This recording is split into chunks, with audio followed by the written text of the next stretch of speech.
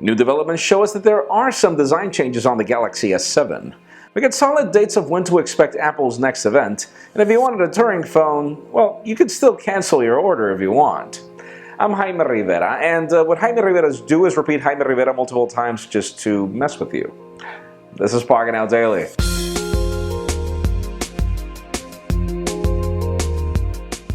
So you all remember that Turing phone, the device that made a lot of headlines because it was supposed to be uncrackable, it was supposed to launch in December, and had this very cool design running Android?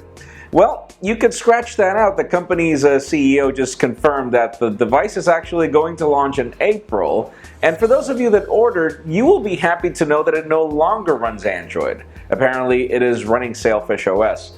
And while we don't have anything against Sailfish-os, it's just rather interesting that you change operating systems just so quickly, right?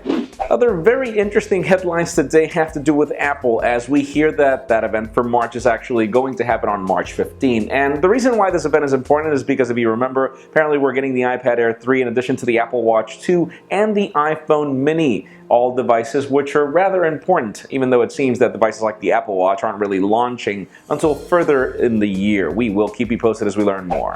And speaking of Apple and the Apple Watch, it seems that the company has to pay a lawsuit because, well, a customer had a cracked display as much as a week within buying the product. And even though we wonder exactly what happened afterwards, because usually what you do is just take the Apple Watch or iPad or iPhone to an Apple store, and usually they'll give you a fee for you to replace it. Seems that no, he went over with the lawsuit and Apple has to pay it because apparently, due to the specifications and the legalities, the display was not supposed to crack in the way it did. Links in the description, read more about it, but then again, all this guy's getting is another Apple Watch and his legal fees being paid for.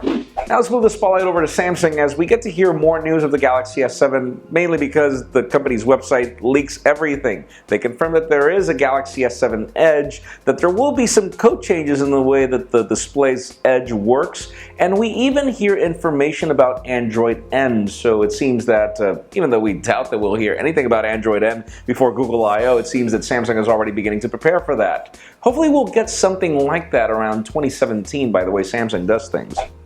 And finally, the very hot news today have to do with the Samsung Galaxy S7 again. If you thought that the changes only had to do with the curved back, it seems that there is more. Apparently, the camera bump is going to get smaller. A lot smaller. It's not going to be flush, but it will change. Though this is not the first time that this happens. If you didn't know it, on the Galaxy Note 5, the camera bump is actually half as small as compared to every other Samsung Galaxy. Now, in the case of the Galaxy Note 5, it has to do with the fact that the phone is thicker than every other phone. So we wonder exactly if that means that the Galaxy S7 will be thicker, or if they just figured out new technology. But then again, it leads me to the question of today.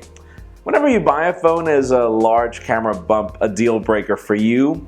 In my case, it depends on the camera bump. I hate the one on the iPhone, but then in the case of the Samsung one, I don't mind it that much. Leave us a comment down below. We'd love to know your opinion. Friends, as always, you know the drill. If you want to get the news earlier before this video was filmed, make sure you follow us on Pocketnow.com and subscribe to our YouTube channel as well. You can follow me on Twitter, Jaime_Rivera, or on Instagram at Jaime Rivera, and you can now also watch our videos on Vessel, vessel.com/pocketnow. Please give this video a thumbs up if you like what you saw. I am Jaime Rivera. Thank you very much for watching. We'll see you tomorrow.